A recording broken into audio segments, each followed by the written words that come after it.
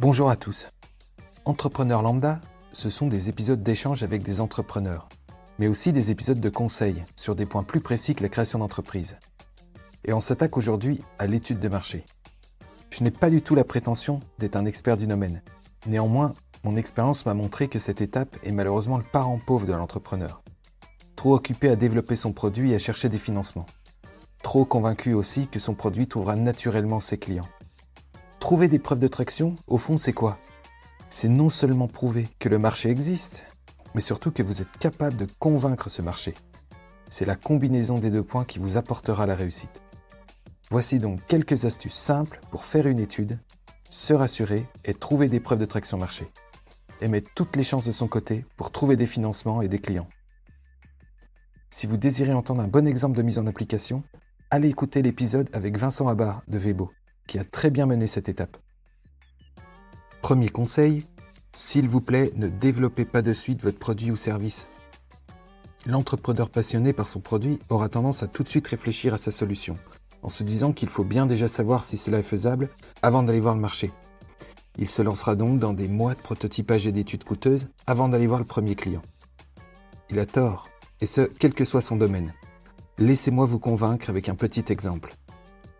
Vous voilà dans les années 90, au sein d'Ariane Espace, à réfléchir à la nouvelle génération de fusées européennes. Pour réduire les coûts, vous réfléchissez à réutiliser une partie de la fusée, disons le moteur, qui pourrait peut-être retomber en parachute après chaque vol pour ensuite être réutilisé. Votre différenciation est donc simple. Vous réduisez les coûts d'emport, mais vous risquerez d'avoir une fiabilité moindre. Vous aurez sûrement l'image d'être moins fiable. À ce stade, vous pourriez tout de suite lancer 6 mois d'études avec 20 ingénieurs, pour vérifier si cela est techniquement faisable. Mais à quoi bon le faire maintenant ? On ne sait même pas si nos clients en veulent. La bonne démarche est selon moi la suivante. Allez voir vos clients et décrivez-leur simplement votre solution. Nous allons proposer des coûts d'emport 20% moins élevés que nos concurrents, du fait de la réutilisation du moteur sur lequel nous garantirons la même fiabilité. Si le client vous répond « Non, jamais je ne vous ferai confiance là-dessus, je préfère payer plus cher », pensez-vous vraiment continuer ce projet ? Si le client vous répond « Pourquoi pas, mais j'ai besoin de garantie de fiabilité », là, ça vaut le coup d'avancer. Et une telle réponse vous apportera sûrement des financements et de la motivation pour vous et vos équipes. Cet exemple est grossier, mais assez représentatif. Le développement produit ne doit pas aller plus vite que l'étude de marché, sous peine de perdre de l'énergie, et surtout beaucoup d'argent. Alors vous allez me dire « Oui, mais ce que je propose est visuel, je dois montrer quelque chose ». Pas de souci, faites le minimum, quelques dessins, quelques rendus réalistes simples, avant de réellement concevoir le produit. Un bon designer vous fera une maquette d'application, un dessin de produit hardware pour quelques centaines d'euros. Nous aurons bien le temps plus tard de choisir le langage de programmation, le type de processeur ou encore le diamètre de l'axe de roue. Deuxième conseil, adoptez le bon état d'esprit. Les jeunes entrepreneurs, et moi le premier, partent souvent avec des idées préconçues, souvent venues des médias qui ont une très mauvaise influence sur le processus de création. En voici quelques-unes, et si vous vous reconnaissez, pas d'inquiétude, c'est normal. Première idée préconçue, l'innovation vient d'une idée de génie. Alors ça c'est complètement faux, sauf exception, elle vient généralement de personnes qui connaissent très bien leur marché et qui, à force de s'y être immergées, ont naturellement trouvé cette solution. Deuxième fausse idée, vous êtes le seul à avoir eu cette idée. Faux. Nous sommes 7 milliards sur Terre avec une économie dans laquelle tous les secteurs sont challengés. Restons donc modestes, si nous avons une bonne idée, c'est que d'autres y travaillent. Enfin, troisième point, innover, c'est concevoir une solution et la proposer à ses clients. Ça encore, c'est faux. Innover, c'est partir d'un point de départ, une constatation, une idée ou une intuition, pour ensuite la tester auprès de ses futurs clients qui vont vous offrir l'opportunité de la co-construire avec vous. Vous l'avez compris, le centre de tout, c'est donc le marché et le marché. Et donc ce marché, il faut l'écouter et rester pragmatique. Troisième conseil, trouvez-vous un regard extérieur. Étudier son marché, c'est donc étudier ce qu'il s'y trouve, mais aussi confronter ses propositions à ce marché. C'est donc oser recevoir le jugement positif ou négatif d'une partie de soi-même. Cela n'est jamais simple et peut mener à avoir des œillères en n'osant pas entendre la vérité. 100% des entrepreneurs que j'ai pu accompagner ont rencontré ce problème, dans diverses proportions. Une bonne étude de marché repose donc sur un accès à une ressource extérieure qui sera, sans vous protéger, vous challenger. Un incubateur ou un coach est une très bonne solution. Quatrième conseil, récoltez des données sur votre marché. Oseriez-vous voyager plusieurs mois pour vous rendre dans un magasin prometteur mais dont vous ne connaissez pas le contenu ? Je ne pense pas. C'est pourtant ce que font bon nombre d'entrepreneurs qui ne s'intéressent pas à la taille de leur marché, à ses spécificités ou encore à ses acteurs.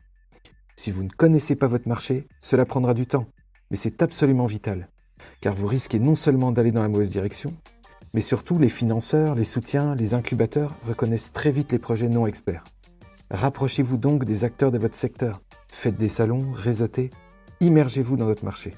Et petit conseil complémentaire, quand vous trouverez une super statistique, gardez bien une copie PDF de la source.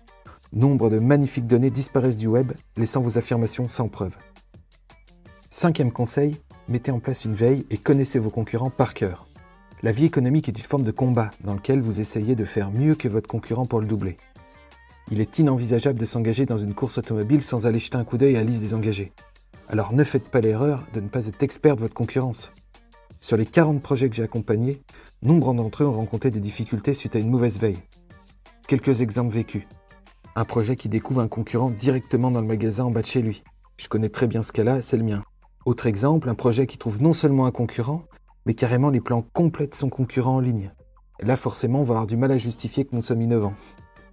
Enfin, dernier projet qui découvre non seulement un de ses concurrents, mais qui en plus porte le même nom que lui. Là, c'est gênant. N'ayez pas de jugement négatif autour de ces exemples, ça peut vite nous arriver également. Alors, quelques tâches à mettre en place pour faire une bonne veille. 1. Créez-vous des alertes Google. De 2. Pour les produits hardware, suivez des mots-clés sur Pinterest. 3e point, participez à des salons et réseautez. Et enfin, suivez vos concurrents sur les réseaux, comme si vous étiez fan d'eux. 6e conseil, ne vous contentez pas des données et des questionnaires en ligne. Allez à la rencontre de vos futurs clients et usagers. Bon nombre d'entrepreneurs se contentent d'agglomérer des données dans un fichier et de lancer un questionnaire en ligne. Cette démarche est intéressante, mais non suffisante. Il faudra un jour ou l'autre aller rencontrer physiquement vos futurs clients.